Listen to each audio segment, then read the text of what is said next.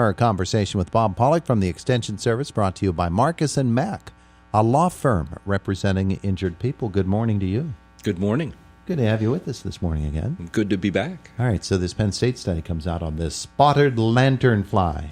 Bum, bum, bum. $50 million, the impact annually. And at least 500 jobs in this past year lost to the effects of the spotted lanternfly. My microphone just flew away. Yeah, it did.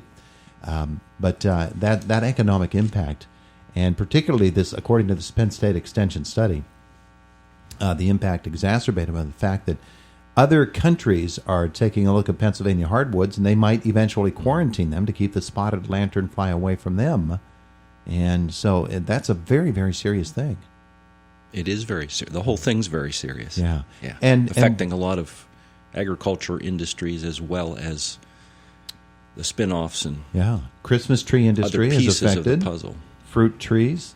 One of the things that surprised me about it was another of our invasive species that we've been talking about, the tree of heaven plant. Yes. Is the favorite munchie of the spotted lanternfly. It sure is.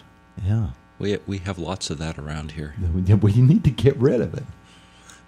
All right, so talk about the study. Yeah, the problem with getting rid of the tree of heaven is it's you can't just cut it down. You can't just get rid of it. A lot of trees, you cut them down. Even if you leave the stump there, it'll die. Yeah.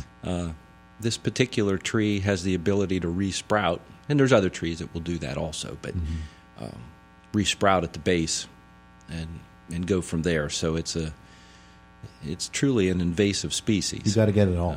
You got to keep working at it. So that presents its own set of challenges, and people have been trying to reduce or eliminate that tree for a long time because it by itself has been an invasive species. And now that we have the spotted lanternfly come into the picture, and that's one of its primary hosts, although we've seen since it's been here how many other things it will affect. Of course, the grape industry is one of those. Yeah. And because it's a sucking insect, so it pierces, and it can pierce not just leaves, but the bark. It's strong enough to do that and remove sap from the plant. And so grapevines have been very susceptible to that, and they'll go along and they'll feed on that sap. And then the other thing, there's not just a couple of them, a couple or a few adults, the nymphs and the adults. Yeah. There's tens of hundreds of thousands of them. So it's that mass invasion and that feeding that just drains the life out of the vines and causes them to decline, not die initially, but decline over a period of years. So this study came out just a couple of days ago, talking about the economic impact. Penn State did have some hopeful news a few months ago when they announced that they found a couple of substances you might be able to spray and hopefully find a way to spray it over a large area to eradicate the spotted lanternfly. Yeah, so there are some existing insecticides, and that's part of what has to happen when we get a new species or an invasive species comes in, and especially invasive type creatures, organisms, because there's a whole host of different things that become invasive that are non-native here, come in. There's no necessarily natural predators or anything that'll right off the bat try to take care of this stuff or keep it in check. A lot of insects, diseases, funguses, bacterial organisms are kept in check because they've been here a long time, and there's other things that use them as prey or a source of food in one way or another. So when we get these new things come in, then that presents a whole set of challenges of, what's here? Are there things already here that could help take care of this? But we may not know that for years until maybe those other populations, those beneficial populations, build up and get big enough populations to take care of, in this case, the spotted lanternfly. So there's a lot of work been going on the last few years just trying to, what existing insecticides, whether they're biological or more traditional insecticides, for instance, that will control this pest.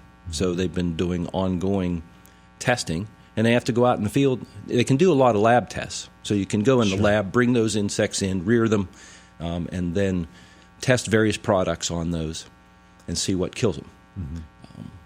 But then you also need to do some field trials out in the environment. Different factors at play there. Yeah, so they've been doing that as well. And so it just takes time. It takes seasons in order to get that data, find out what's effective and economical to control them. And I think one of the issues that we have with this insect is there's so many of them that you can, and they're in various places. They don't just hang out in one spot. They might be all out in the woods hanging around, but then they're also in vineyards and in orchards and in nurseries and landscapes. And so there's a continual kind of source of them. So you control them in this one little couple of acre area, but then there's a whole host of them to come back in. Yeah. So it's kind of been a continual process to try and control them. So then that starts to get to the economic issues. And then then on the regulatory side, so we've had all kind of different pests. So even Japanese beetle that we've been aware of all our lives. They've been here. There are still states that have quarantines on those insects. So if you're going to grow and ship a product out of Pennsylvania, there are other states that will, that's one of the inspection items. You cannot ship, say, this tree to my state, which might be out west, for example, without having that inspected first. Yeah. So that's a normal, ongoing thing that happens every day. And there's multiple things that have to be inspected or certified in order for various companies to ship their products. And with some of these, how effective can an inspection be? You're gonna miss so stuff. somebody comes on site and they look those products over to see if they have those particular pests or not. And right, it's not perfect, but at least there's a system in place to help try to prevent these things from moving around or spreading. So the same thing will be true. So you have these other countries that are looking at the hardwoods, so that there'll be a same thing set up for that. There'll be an inspection process.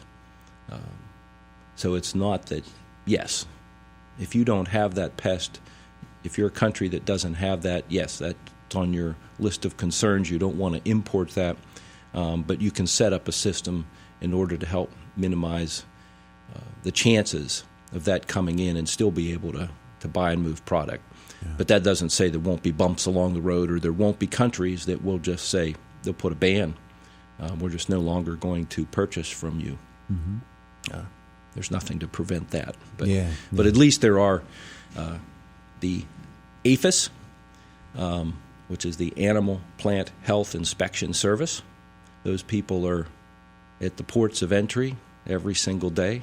Bet you their office party's really fun. Yeah, and they're inspecting, you name it. They must have some great T-shirts. Stuff that's coming in and stuff that's going out. And then the Pennsylvania Department of Agriculture in the Commonwealth of Pennsylvania is responsible for doing various inspections of all kind of commodities.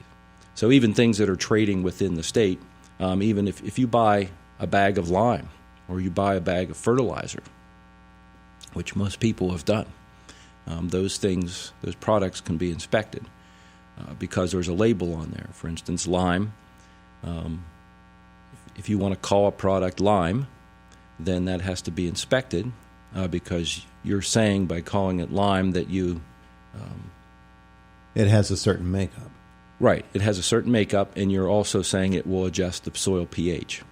So it has to be tested, chemically tested, to determine its calcium carbonate equivalent and its ability to neutralize acidity.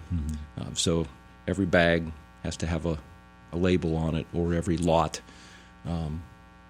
will have a label to indicate that what you're getting is what I'm selling. And same thing with fertilizer. So that's all stuff that goes on behind the scenes that we don't think about every day, but yet there it is. You probably didn't know you were going to talk about one. No, I had no idea that I was going to. Did you have anything you wanted to bring along with you? Something you wanted to bring up for us today? Because I hijacked it. Yeah, that's okay. Because these are huge issues, and they're not only economic issues, but they will affect. In this case, they can affect food, beverage, so things we use to nourish our bodies, etc. Yeah, it can have an effect on that. Think about well, you get the living example of it with the ash borer. Yes, the ash borer destroyed what was probably the best ash crop in all of the United States. Our ash trees are so valued by, for instance, Major League Baseball, that Louisville Slugger got all of their ash trees. Ash trees are everywhere. They got them all from Pennsylvania because we had a harder ash than everybody else. Ash borer came through and took care of that, didn't it? Yeah. All right. Yeah, and then and you don't exactly know how bad the next one's going to be. So the brown marmorated stink bug, the gypsy moth, and we lost a lot of trees, initially when the gypsy moth came through in the 80s. Yeah. But since then, it's developed some natural predators and things that have really kept that population for the most part in check. It just, you'll get some hot spots here or there over time, but for the most part, nature is in place to primarily take care of that. We remember how devastating that was. Thank you, sir. This has been fun. Yeah. It's the voice of Indiana County, WCCS, AM 1160 and 101.1. You started it. FM.